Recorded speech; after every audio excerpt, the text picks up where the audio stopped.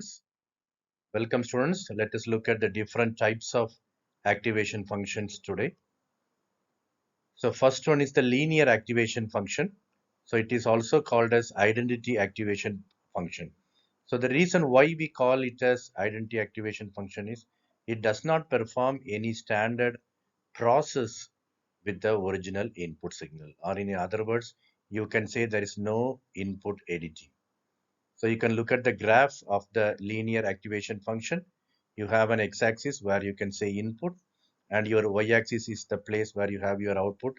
Now you can see your x and y always look similar. The graph will have a line which is being crossed over in the middle point. So the activation function expression is f of x is equal to x. The second function is binary sigmoidal function, which is also called as an S function or S curve. So this activation function performs input editing between 0 and 1.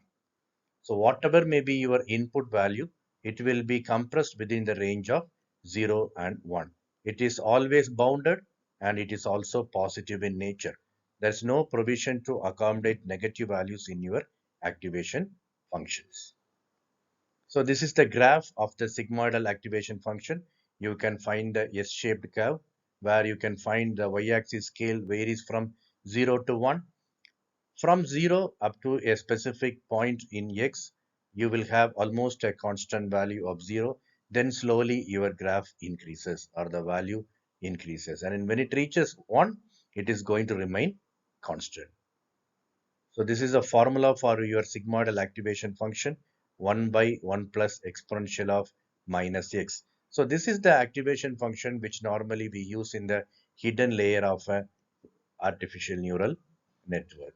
So whenever you have the net value as your input, that value is given to your activation function, wherein you will get your output between the range of 0 and 1.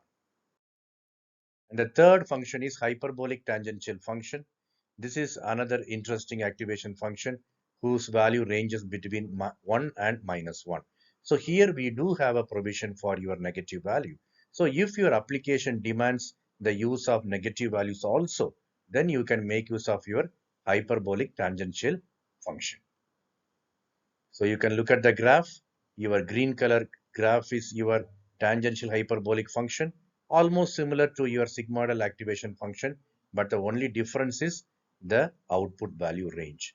You also have a negative value, where in your sigmoidal activation function, we do not have any negative values. This is the expression for tangential hyperbolic function. F of x is equal to tan h of x, which is equivalent to 2 by 1 plus e power minus 2x minus 1. So these are well-derived mathematical functions which we are using it for our application. So there is no derivation, especially for our artificial neural network, with this tangential hyperbolic activation function. If at all you come across any function which can compress your input within a specific range, then definitely you can use it as an activation function. So the fourth one is rectified linear unit function.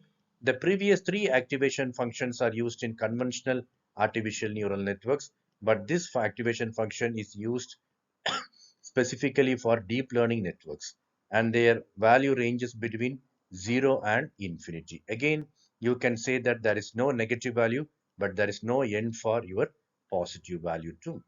So the expression or the graph says that your negative value is cut off, but whenever you have a positive value beyond 0, it is going to retain the same value. So you can also say this is a combination of negative removal and also your linear activation function.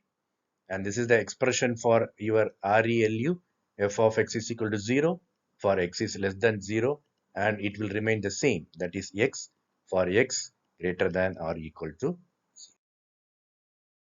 And in a nutshell, you can find the list of all activation functions here.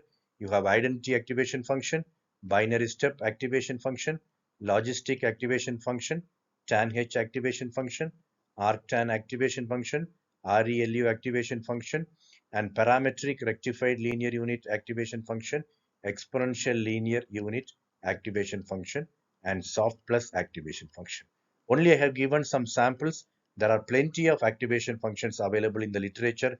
If at all you feel like this activation function may give you a better result for classification and regression, you are always feel free to use that. Thank you.